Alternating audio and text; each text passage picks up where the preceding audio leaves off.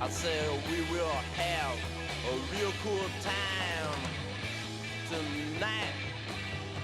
I said we will have a real cool time tonight. Welcome to Cone's Cave. I'm Cone from Sum 41. Here's my show right here on Adobe Radio, Season 4, Episode 9. Normally I do only 8 episodes per season, and I take a couple weeks off, but I couldn't not do the 9th episode, and I have an important guest this week on my show, an old friend of mine, an important friend of mine, in an important band that my band Sum 41 has toured with a lot in our career. I have Noodles from the Offspring on my show. And this is a good one. I interviewed Noodles twice in the last 2.5 years. I have another show on 94.9 The Rock up in Toronto that I do Sundays. I started that about 2.5 years ago. And Noodles was my second guest on that show. And that was a long time ago now. A lot has happened in the 2.5 years since I interviewed Noodles then. But Sum 41, Offspring, we've also toured quite a bit together over the past 25 years. So, a lot to talk about with Noodles. I'm going to show you both interviews actually. The first one's pretty short. We talk a lot about songs and a funny to me, I don't know how funny it is to Noodles, but a funny episode that I saw in London, England at the Kerrang Awards way back in, I believe, like 2002, when they were serving us absinthe at the Kerrang Awards, and Noodles got into a little bit of a physical altercation that night. So we'll talk a little bit about that. I think he finds it funny now. We laugh about it now. And then I'll show you the second interview I just did with him a couple weeks ago. And I must congratulate Noodles now because he is newly a grandfather. Yes, he has a brand new granddaughter. So congratulations, Noodles. And he was going to see that granddaughter right after we got finished with the interview. Offspring have a brand new album out as well, which we'll talk about quite a bit. It is called Supercharged. It is out now. So check that out if you haven't. Offspring was the first ever punk album I ever owned. I mean, unless you consider Nirvana punk, which a lot of people do. So if you consider Nirvana punk, then let's just say Offspring was the second punk album I owned. But so I owned Nirvana back in 1991, obviously, like everyone else in the world.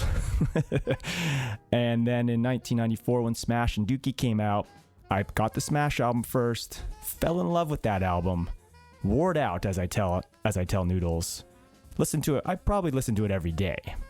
And then I bought Dookie, and then it snowballed from there. Then I got into NoFX, I got into Rancid, I got into Bad Religion, I got into No Use for a Name and Lagwagon, and the list goes on and on and on, as it did for a lot of people in the 90s like me. From there, Sum 41 and Offspring have toured, I want to say, at least a half a dozen times together in the past 25 years. We have a lot of history with those guys. Those guys are so nice to us. I love hanging out with them. I love touring with them. So, in saying that, I want to get to my conversation and show you the conversation I had with my old buddy, Noodles of the Offspring, after this. All right, this is Cone's Cave, and I'm Cone McCaslin from the band Sum 41. This is my show right here on Adobe Radio. This week I have my friend Noodles from the Offspring on my show. I'm going to show you 2 parts. The first part I'm going to show you was an interview I did with him 2.5 years ago for my other show, 94.9 The Rock, up in Toronto, that I do Sundays. And then I'm going to come back and I'm going to show you the second interview I did with him, which was only a couple weeks ago. So sit back, relax, and here is my conversation with my old friend, Noodles, from The Offspring. I was cracking up the other week because you tweeted something about at someone saying that Sum 41 and Offspring got into a food fight at the Kerrang Awards in like 2002. Yeah. Oh man. I started thinking about that. I was like, oh yeah, I do remember that, but I don't remember that they were feeding us. Were they really feeding us absinthe? There was bottles of absinthe on the table. Yeah, that was a was a bad night for me. Well, well, the fact that they were giving us absinthe, that really does explain a lot, though. Yeah, exactly. What were they thinking? Yeah, I mean, every table had a bottle of absinthe on it. It was kind of like a hot thing. I remember going to absinthe bars in the UK back then. It was kind of a hot thing in the UK. I think absinthe had maybe been, I don't know, there was some sort of limitations or illegality to it before that, and then it was kind of, they're it was making a comeback during that time. It's kind of like a legal drug, right?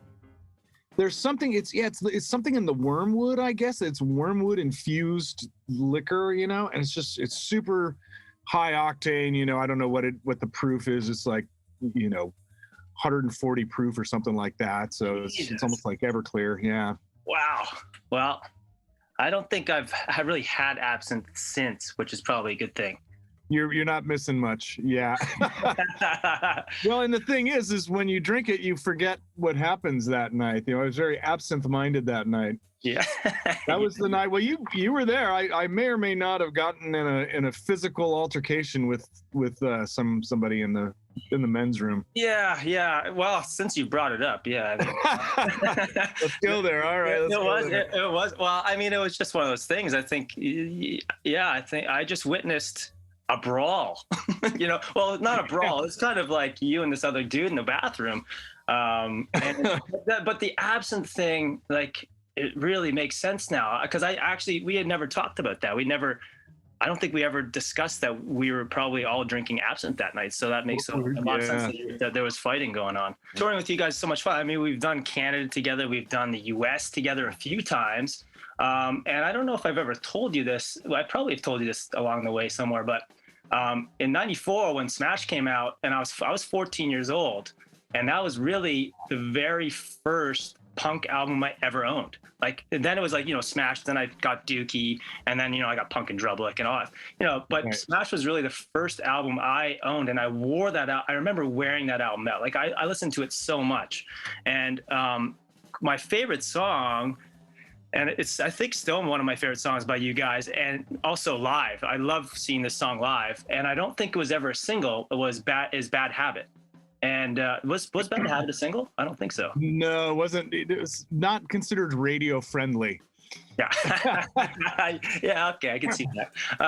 But it's. I think, like, watching you guys live, I feel like it's one of the crowd favorites. For sure. Like one of those singles every night. Yeah, and we pause right before the little breakdown in the center with all the curse words. We pause and we get the crowd ready to go, and it's kind of a fun moment every night. I mean, that song just goes off, so it's fun to play, regardless. But yeah, we have a lot of fun with that for sure.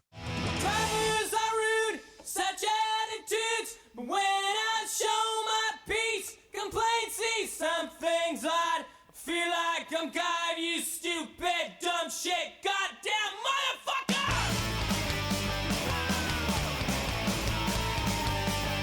What is that like? So that song, like, because I've heard it 1,000 times now, but is that like is it a true story? Is it like something that you guys witnessed? Is it something that was going on in California a lot? Like, it's obviously like kind of like a road rage. It is about road rage, and there was actually a lot of shootings, road rage shootings back at the time. Wow. And Dexter drove to USC from Orange County every day when he was going to school. He was trying to get his PhD at the time. Mm-hmm. And he's a very slow driver. He had a crappy car. He had a Chevette, right? We used to joke that the vet makes him wet. It was the crappiest car you could ever have. And he would drive. He just was a slow driver. He's writing songs and thinking about his thesis and all that, all the work he's doing. He's not paying attention to the speed limit or how fast he's going. So people would be ripping around him and throwing stuff. One time he had somebody throw a whole big gulp, like the 32-ounce soda at his car. Just yeah. And I'm the opposite. I'm the guy who's screaming and yelling at everybody. I'm the one who's kind of raging. So you're the road rager. I'm the rager guy. Yeah. When we drive. So. And he's driven with me, but I don't, I've never gotten any incident or anything. I get angry, but there's a limit, to where I'll take that. So it's kind of like a true story, this song, in a way. I For mean, sure. I mean, yeah, he got involved, I guess, with Dexter, but yeah, and he got a lot of crap from people that had passing him in the fast lane. You know. When you were growing up as a teenager, were you growing up in Southern California? Yeah, I've spent pretty much my whole life in Orange County. In fact, my dad still lives in the house that I grew up in. Oh, okay. So, yeah. Were you getting like in those days? I guess we kind of grew up in obviously a little bit different eras. You're a little bit older than I am. A little bit. Were you getting any of the East Coast punk music on the West Coast, or was it mainly like stuff was just around your area? No, we did get some East Coast stuff out here, but aside from maybe the Ramones, you know, and really, you know, that's when I got into the Ramones were, you know, well, they'd had a couple records by the time I started getting into punk rock, I guess. Yes. And but that first Ramones record was one that stayed on my turntable for a month as soon as I got it. Yeah. So that was like the extent of the East Coast stuff. Right. You so know, it's mostly West. Yeah, East Coast. It's a little different. It's East Coast hardcore and West Coast hardcore. There's a little bit more we had this conversation there. There's a little bit more machismo in the East Coast hardcore stuff than there was, and there was plenty of that in the West Coast hardcore stuff too. That, you know. Yeah. Was there, like, when you were a teenager, was there like one band that, you know, you heard or you saw at a show and you're like, man, I got to do that. I got to start a band, or I got to start playing guitar. I know for me, like, you know, because I was a 90s teenage kid, so I was like, you know, Nirvana and grunge and, you know, that whole thing that was exploding in the 90s, that was it for me. But what was it for you? Yeah, well, there was two records that changed my life, and you know, a lot of people of my era will say the same thing. Never mind the Bullocks, the Sex Pistols record. Uh-huh. You heard that in just the sheer aggression, you know, and anger and just rawness. It was, you know, it wasn't, you know, I before that, I guess it was classical rock, and then some, you know, classic rock and some of the stuff my dad listened to that I was into, you know, Simon and Garfunkel and Crosby, Stills and Nash, you know. This was not that. The Sex Pistols were not that. I borrowed that record, and the other record I bought was a white vinyl EP from a band called the Dickies. Oh, yeah. And it was the same kind of thing, just crazy raw, super fast, you know, tempo, and quirky too. Yeah, you know, and just some really odd songs. You know, You're So Hideous. You know, I love that idea. You know, you can say that to people. You can make songs about that. You know. Yeah. That was great. Paranoid was on that, and so was You Drive Me Ape, You Big Gorilla was you know, probably one of their biggest songs on that. And ultimately, that led me to go buy their full-length LP, The Incredible Shrinking Dickies was their first full-length. Great name. And it just had a bunch of great songs on it, a bunch of covers. Well, like Paranoid's obviously a cover of the Black Sabbath tune, which I didn't realize. The first time I heard it, I thought it was their own song. I wasn't hip to Black Sabbath yet, I guess. I was probably about 14 or 15 myself getting into all this. And, yeah. I think they do a bunch of covers on it. Isn't like Sounds of Silence is on that? Yeah, they. I don't think it's, well, now it is, like, but originally it wasn't. They did do that around the same time. But yeah, Eve of Destruction is like an old 60s kind of folk rock thing. I don't know if it's the Byrds or who did that originally. I don't remember. Yeah. But I think that's been done a bunch. What's that? I think that song's been covered a million times as well, that Eve of Destruction song. Yeah. It's a great song. Every time a band covers it, I love it. Every time. Like, it's just a good song, you know, it's like a good folk song. I think it started in folk and then just kind of evolved. It is a great song. They got their start doing like the Banana Splits theme, which was a kids' TV show. It was like these guys dressed up in different big animal costumes, and it was really just kind of a variety show that I remember, you know, loving when I was a little kid. Also, they did a cover of Gigantor theme song, which was, you know, a Japanese animated cartoon about the robot Gigantor, and you kind of controlled him, and he'd go out and fight crime, and you were actually controlling Gigantor. Amazing. Hey, what's up, guys? This is Noodles from The Offspring, and you're hanging out in Cone's Cave. Yes, this is Cone's Cave. I'm Cone from Sum 41. This is my show on Adobe Radio. You are hearing a conversation I had with Noodles of The Offspring that we did 2.5 years ago.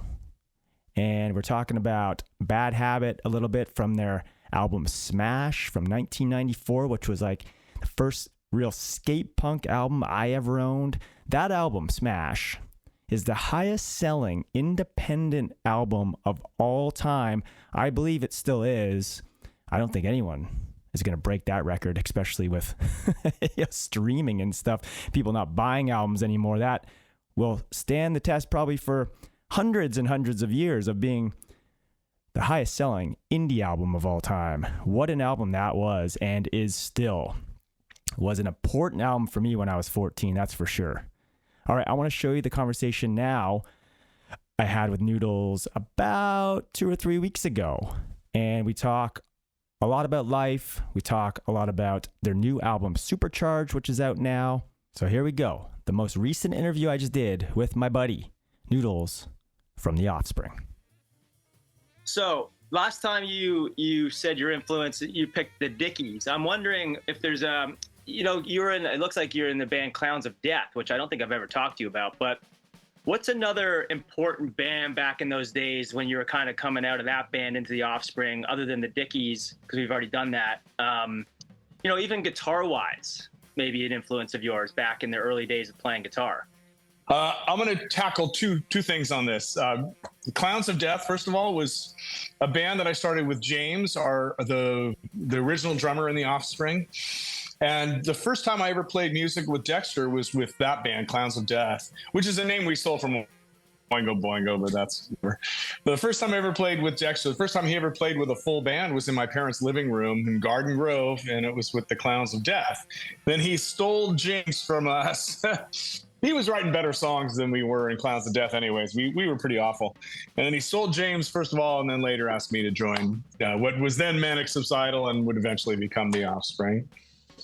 And as far as guitar influences for us back, in the 80s, what inspired us to pick up guitar and want to play, there's two bands that are probably our biggest influences. One is TSOL. And really, Ron Emery does these kind of double stop things, and we used to call them Emerys. And then the other band was the Adolescents, and they did a lot of octaves in their stuff, and we called those Agnews. So there's Emerys and Agnews, and those two bands really, as well as like the Ramones, just that hard, fast downstroking, style. Those were the guitar bands that really kind of inspired us more than anything, I think. Funny. Yeah, maybe the creepy surfy the creepy surfy stuff that East Bay Ray would do in the Dead Kennedys as well. It's funny, the Adolescents, I think, are like one of those like underground bands. I think their name just seems to pop up all the time. Like even with like Eric Melvin and Fat Mike, they always talk about the Adolescents. They were just one of those bands. I think it seems like all the bands of that era were influenced by the Adolescents in a way, because they were kind of like, were they like the biggest band around in a way? I guess back then they were. The Blue album got a lot of notice. It was Frontier Records.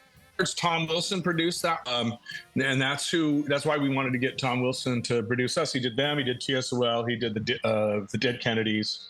And we just were a big fan of those records. That's why we started working with Tom Wilson. We worked with him all the way through Smash, and with Tom Wilson. But yeah, it was one of the bigger, but it was still underground. It was one of the bigger punk rock bands. There's K-Rock here, the local alternative radio station, had Rodney on the Rock, and he released a couple of compilations, and on those compilations was at least one or two Adolescent songs, and that kind of got people to stand up and notice. Yeah, that's cool. I just thought of this now because the last time we talked on this interview, we forgot to talk about like the family connection between you and I, which is not real, but it's like 6 degrees of separation. Oh, right. Do you know how it goes? Like I was trying to think again. It's like my grandma. Yeah. Well, my wife says to say, "Hey, cuz, what's up?" Yeah. So my wife's aunt or great aunt was friends with your grandma, right? I think that's what it is. My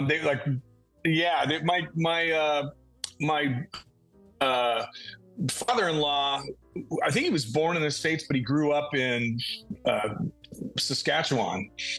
And he's got family that are still in Canada now. He has a sister. Well, I think she might have just passed away recently. I'm not even sure. I think she got sick. She might have passed away.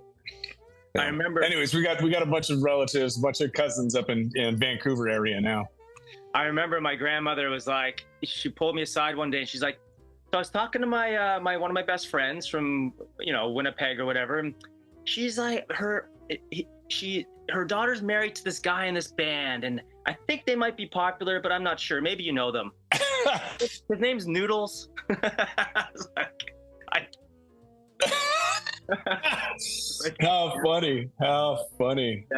Yeah. What was no, and my son punched a guy once. Yeah, we definitely touched on that. We don't really need to talk about that one. No. Did we touch on that last time? Yeah. Yeah. We don't need to talk about that. What was your her being Canadian? She grew up in Canada, obviously. No, my father-in-law grew up in Canada, but my wife and all her siblings, they were born down here in Southern California. Okay, gotcha. And what was your kind of upbringing like? Were your parents pretty well off, or how were you brought up, like in Southern California?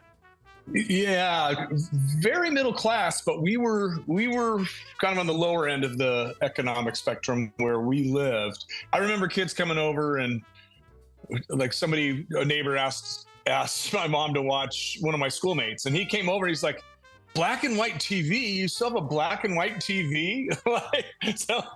And I didn't know this, I just thought, whatever. It's just how I live. So we didn't always have a lot. My dad worked as an engineer, and in the aerospace industry, they were always laying people off. So there'd be, months at a time where my dad would be looking for work.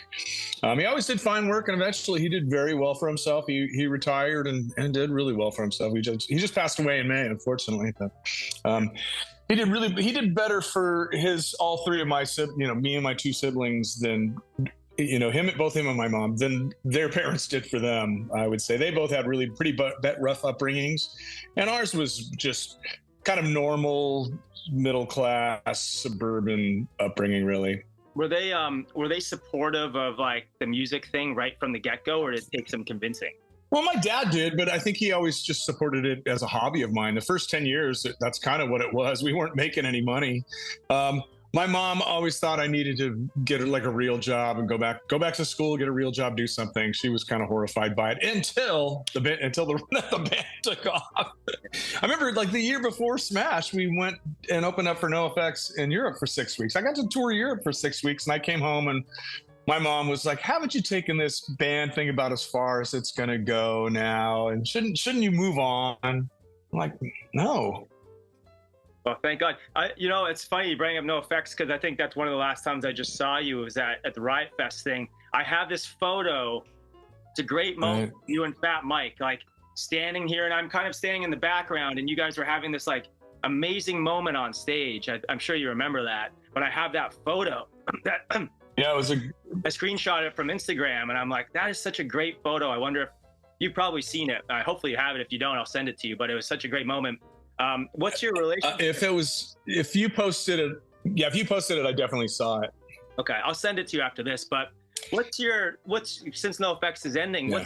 what's your relationship with those guys? Like you said, you opened for them in Europe way back before Smash. But were you always friends with those guys? Were you always cool with them? Like, were you always supportive of each other?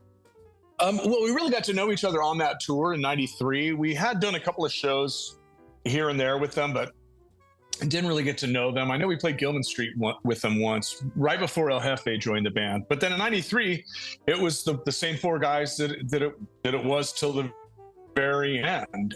I missed our last show. My granddaughter was born, and I was really sick that day, so I missed their show, unfortunately. But we got to see them at Riot Fest. I'm really tight with all those guys. Smelly, I've been meaning to text Smelly. He's gonna make me a surfboard, so I need to text him and get him some money so he can get started on that. Yeah, that's cool.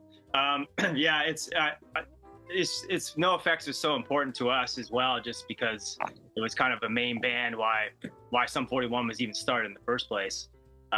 So I mean, the jury's out whether they're really over, but I kind of feel like they maybe are, but you never know. Yeah, I think when Mike puts his mind to something and really, focuses on that, that's it. So unless his mind changes down the road, When you probably were asked to do that interview for them, I know Derek did it. Derek did, yeah. Anyways, they asked us to do it, and the director said that Mike likes to see things from the beginning to the finish, and he likes to see things come to an end, and so that could be it, man. Which is sad. I friggin' love that band. They always, put on such a great live show. They're so funny, and they've got so many great songs. So I'm sure whatever they all end up doing will be phenomenal. I think Hefe's getting more and more acting parts now. Good for him. Smelly's making really bitchin' surfboards. And then Mike's got, whatever, Fat Records and all that stuff. I'm sure he'll be fine. It's Melvin I'm worried about. Yeah, I know. Yeah. Have you guys ever, poor Melvin. Yeah. Yeah. Poor Melvin. Have you guys ever, like, in all of your whole career, I know you took like 9 years one time to make the next album a while back, but have you guys ever like been to the point of like, we should take a hiatus? I don't believe that you guys have, because even in those 9 years between those two albums, you guys were still playing all the time. Like, there's never come to a point where like, maybe we should take 5 years off and do nothing. Never for like more than a few weeks, really. Before we're either recording or going out and playing live. The longest we took, really Dexter went back to get his PhD, but in between that night, like in the middle of that 9 year record, between records, we were still recording on and off throughout that. A lot of the stuff ended up being junked. It just never got to, up to where we thought it was release worthy.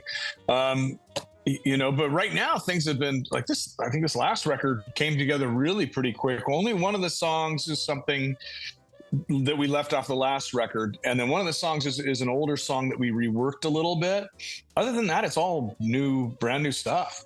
Yeah. So we've had a really, really strong creative period right now, and we don't intend to, we're going to hit touring really hard. So like check with me in the beginning of 2026. We might need to take some time off, but we'll probably get in the studio. I think we'll just take some time off touring for a little bit in 26. It seems like you guys are the band that's like, from the get-go, you guys have just gone. Like I said, like even in between those 9 years, between those two albums, you guys were still touring all the time. Like I think we toured with you in that time. Yeah, every summer we would go do the European festivals, and we would, stagger them. Would go over the first half of the summer one year, and then the second half of the summer the next year, and also do some of our own headlining shows in between as well. We're trying to up our game here. We went out with you guys last year and had the most successful tour right around this time too, right? Or I guess it was late summer, early fall. And it was like one of our most successful headlining tours ever. Playing, all the amphitheaters, and it was just, felt like a different level. That was one of the funnest and just most successful tours we've ever done. Every night the audience was showing up, early, getting there. It was just phenomenal. Yeah, it was cool. I also noticed, like, throughout the years, your production, like your stage production has gotten bigger and bigger and bigger. When did that, like, because I remember playing with you guys way back, and it was like you guys would have like, a backdrop and lights, but now it's like a whole spectacle. It's really cool now. Not that it wasn't before, but it's just a lot more stuff going on now, which is great. When did that conversation come up? Yeah, when we started to do Let the Bad Times Roll, we decided we want, right at the beginning, I guess during the pandemic, we wanted to come out. We know that, we're not the youngest band. We need to up our game. I don't know how much longer we can keep doing this. I'm hoping at least as long as the Rolling Stones. But let's we've got to really, now's the time to really kind of up our game. And so we started doing it really once we started getting back in the studio for rehearsals and production rehearsals during the Let the Bad Times Roll tour. And we just want to keep continuing with that, keep upping the production without making it too ridiculous over the top. We want to have some good, interesting video that the fans like while we're playing the music. We had a blimp come out on the tour that you guys were out with us, or is the blimp like some of the places, the indoor places, some of the places with wind, we couldn't do the blimp every night. We try to make that half an hour of changeover time, drag the audience, make them get involved in that, the kiss cam, birdie cam where you flip the camera off, all that kind of fun stuff. Yeah, it's cool. I kind of want to, this is something we didn't talk about last time either, was I know that you worked at a school before Smash broke. I'm kind of interested of like when, and I believe, maybe I'm wrong, but I believe even when Smash was breaking, you were still working at this school. Did you run into things where like kids were walking down the hall going like, what the fucking guy from Offspring working at our school right now? Was that a thing? It wasn't so much the kids that went to the school there. There was a high school bus stop right in front of the school. So all these kids that had gone there and now were walking to catch the bus to high school, they would see me. And like I'm sweeping up leaves in the morning and I had this one girl walk up to me. She goes, I literally just saw you on TV. What are you doing? What are you doing here? And I promised my boss, the principal at the time, that I would finish out the school year, take a few Fridays and Mondays off here so we could go and do some local touring as things were building, and we were still we were so amateur, we were a punk band. We didn't know how to play for big, audiences, how to do a professional tour. So we started out small anyways, and we're playing like small clubs and venues, and kind of undersold it for the first 4 months while we kind of learned what we were doing and, just built up our chops, got better at our instruments, better at, at our parts, each vocal parts and all that. We're still trying to do that. Like, were you nervous to leave that job? Because obviously, like, all bands know you don't really make a ton of money right away. It's not like you're like, well, we have a #1 hit on the radio, we're going to buy a mansion now. That just doesn't happen. So were you like, kind of like, should I quit my job? Like, are we really blowing up, or was it just like, yeah, fuck it, I got to get out of here? I knew I should quit my job. I never questioned that. We had to pick up this ball and see how far we could run with it. But I didn't quit outright. I took a leave of absence. A 3-year leave of absence was as long as I could take. And I remember we were on tour on the Ixnay tour, and I remember being backstage and, well, if it falls apart now, I start at the bottom rung of being a janitor again. At that point, if it all went to shit and we couldn't play anymore, I'm pretty sure I would have gone back to school and finally got a degree in something, completely switched gears. Yeah, totally. I'm also interested in when you guys left Epitaph, because you guys are indie again now, right? I believe. We're on Concord Records now. Yeah. But we were, we loved Epitaph. It was an independent record. We really wanted to work with them, and we worked with them a lot, on Smash. And we spent a lot of our own money kind of promoting things, and used a lot of our own sources, things that would normally fall under the record label's job, but they were, struggling to keep up with everything that was happening as well. And then, unfortunately, our relationship soured mostly with Brett. We couldn't agree on anything. And, we felt like we've done a lot for Epitaph. You guys should kind of give us a little extra special deal. We couldn't figure that out. It's all good now. I still love all the bands. I still feel a lot of kinship with that scene. It was really, it sucked. It was like a divorce, when we left Epitaph. It really did suck at the time, but we're still good friends with all those bands, especially NoFX and Pennywise, Totally. Bad Religion guys are all cool. Yeah. What's the difference now? Cause you're on a major for so long, right? Like how are you feeling about, like, I guess Concord is essentially an indie label, right? So what are you finding difference now being on an indie major? Well, even when we went to the major label, they kind of knew, okay, this is a band that's already done really well. They don't need us to tell them what to do. And so they kind of let us, do what we were going to do, and then when we have something done, we come back and give them play them for them, and then we listen to their feedback. Really, the only thing that their feedback depends on is like, what do you think should go to radio first? You know, we have a couple of ideas, you know, this song or this song.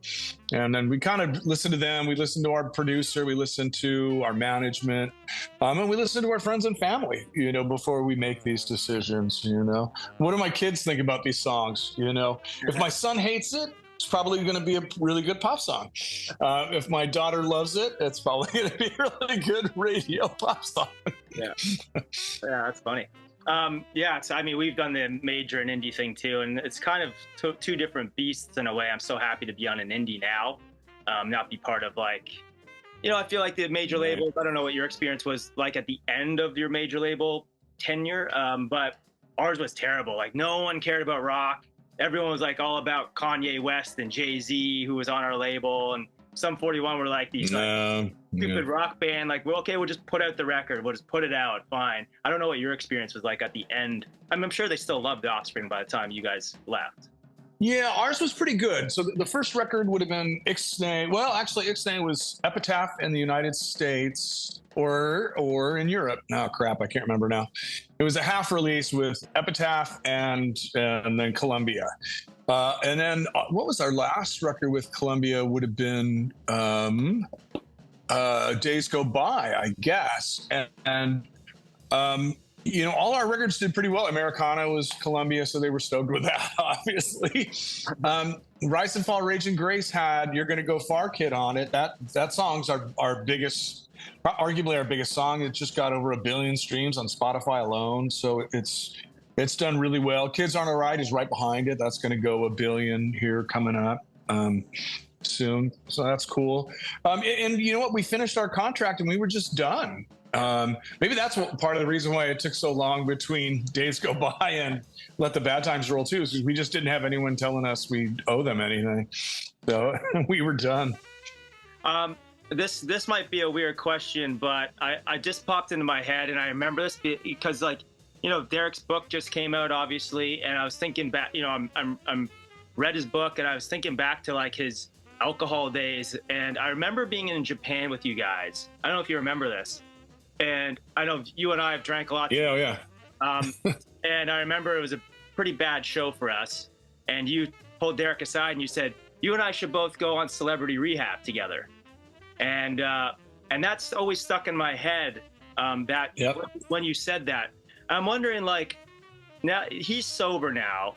And have you ever, being in this music industry, and I've done a lot of these interviews now for the past 2.5 years, have you ever struggled with, like you were talking about, you come home and you want to be sober and you go on the road and you drink, or it's vice versa. Have you ever struggled with substance abuse on being in this band, or have you been able to keep it in check for your whole career? Yeah, I've mostly been able to keep it in check. I do worry that I drink too much, and I know that I do. I become, like, on tour, it's really easy to become a daily drinker, and it gets to be too much. And like, I'm never drunk for a performance. I may be a little buzzed for a performance. I've never been like slurring my words or so sloppy. I can't, I've seen people on stage that are just annihilated, and it's always funny to me, but I don't want to be that guy. And I never have been, at least not, in 30 years anyways. I remember one time at Madame Wong's in Long Beach. Was it Madame Wong's? No, it was Hong Kong Cafe in LA, Hong Kong Cafe. And falling back into Ron's drum kit. I think I was probably a little too drunk that show, but it was a fun show. But since then, I always keep it, 1 or 2 beers before a show, and then come home and try to sober up. Try to sober up on the road. It's a little bit more difficult there.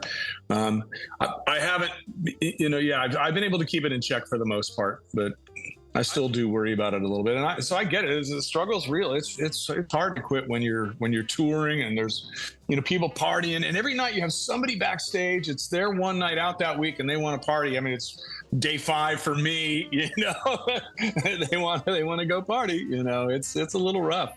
The thing is, like, I always think in my head, like, I need to keep myself in check because I love red wine, like, with dinner all the time. I love some beer here and there. I like a shot of tequila here and there. I never want to get to a point where I do have to quit because I do enjoy doing it. So if I cross that line and become, like, quote unquote, like, alcoholic and like drink all day and I have a problem. Now I have to quit. Now that's going to suck for me because I can't have red wine anymore. So I've always tried to find that balance, and I'm sure you're the same because I know that you like beer and stuff like that too. Exactly the same. I love red wine with dinner. I don't drink, I love red wine on planes because then you don't have to pee as much.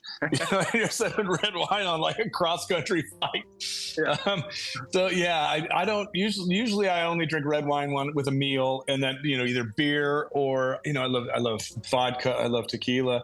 What Bert Kreischer said this thing, and I've quoted him a few times. I've quoted him on our podcast and stuff. But I'll quote him again because it's great. He talks about never wanting to ever have to quit forever. So he'll do whatever it takes. He'll pump the brakes. He'll work out. He'll take vitamins to stay in shape so that he can drink on and off throughout the rest of his life. And I totally get that. I may not be able. I'm at some point I may have to quit. We're going to be on the road a lot this year. We'll see. I'm going to have to take some good long breaks while we're on the road, and that's when it's the most difficult. Yeah, totally. Well, let's talk about the new album. When I listened to it today and yesterday, I was going through a bunch of songs, and it's so classics. It's so classic Offspring because you guys do like those kind of like poppier songs, like Make It Right. It was like, more poppy, but then you have these like also like these skate punk songs that you guys are so good at. There's always this for me, it's always two sides to the Offspring. It's always like these kind of like Pretty Fly for a White Guy type songs, but then there's also like these amazing punk songs. So I'm wondering, and you also have Come to Brazil, which is amazing. I'm wondering what some of your favorite songs on this record are, because I know like Light It Up, Truth and Fiction, Get Some, those are some of like my favorites that I kind of pinpointed, and even You Can't Get There From Here I love as well. Where are you gravitating towards on this album? Like what songs are you kind of like, even single or non-single? Yeah, usually it's the hard, fast, melodic, punk rock songs. Hanging by a Thread's probably my favorite on this record. I keep it coming back to that.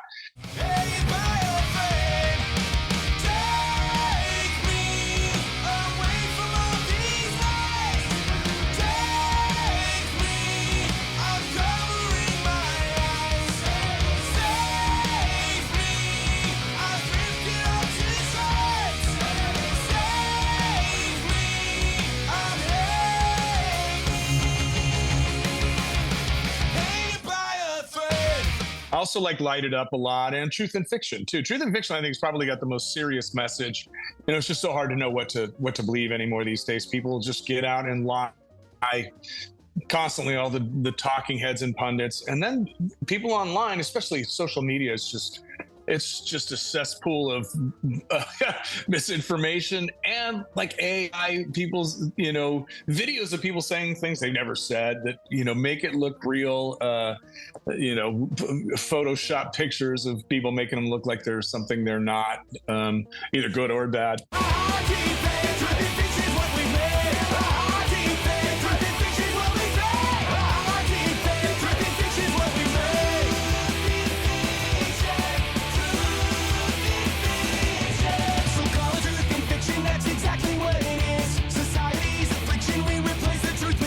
Yeah, and then I really like Okay, But This Is the Last Time, which is one of the more pop songs on this one. And I kind of know.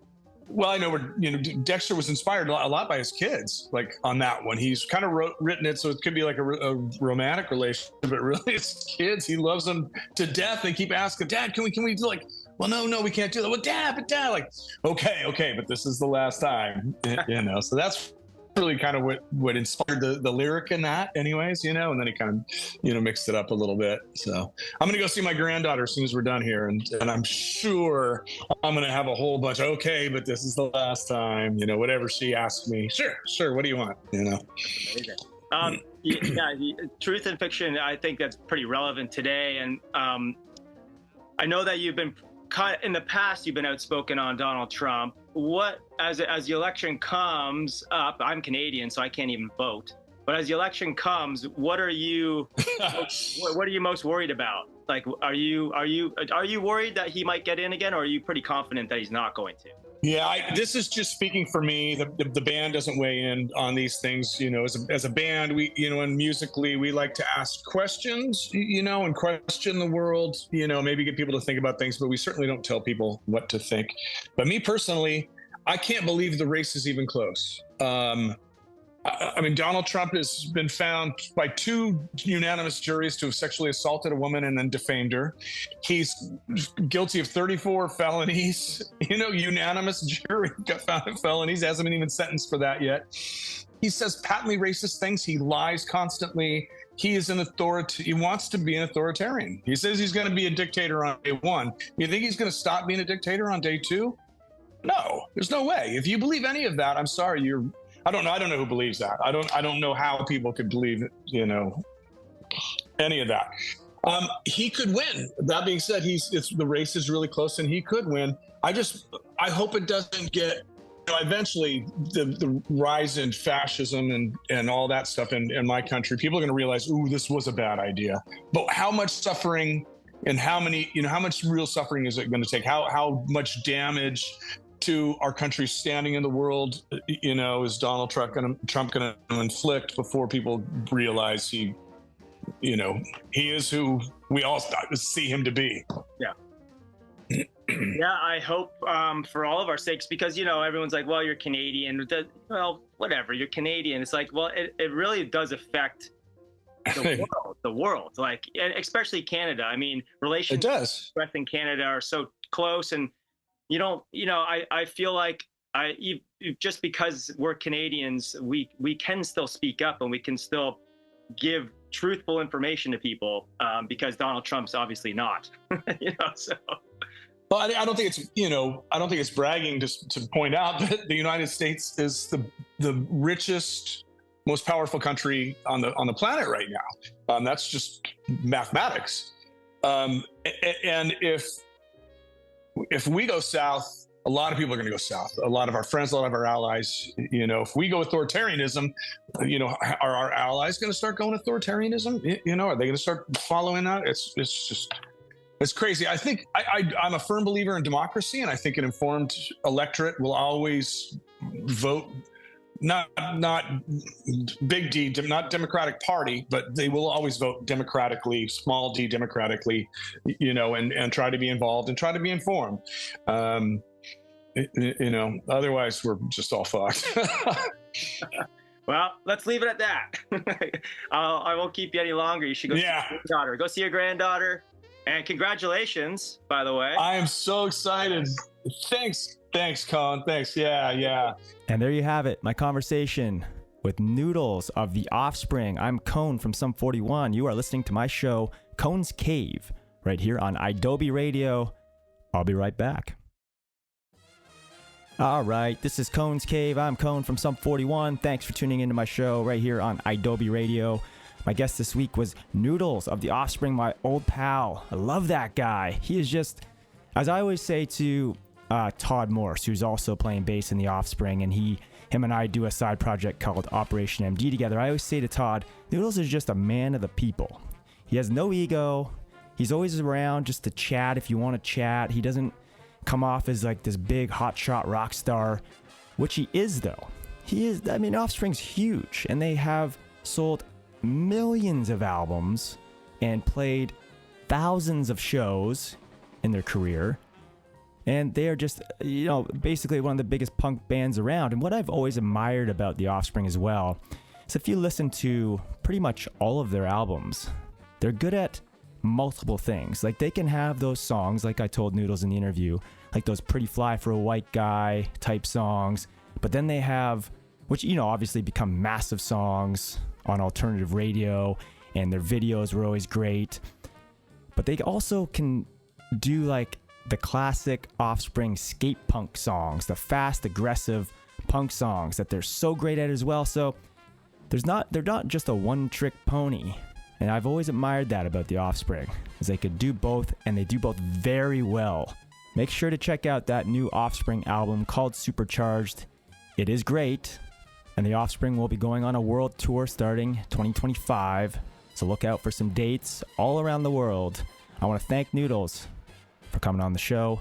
Always great talking to him. I always have a lot of time for Noodles. All right, I'm going to run. This was my season finale episode of season 4. I will take a couple weeks off. I'll be back in a few weeks. Don't worry, Cone's Cave will be back. Thanks for tuning in. Thank you to Adobe Radio for having me. Until the next time, I gotta go.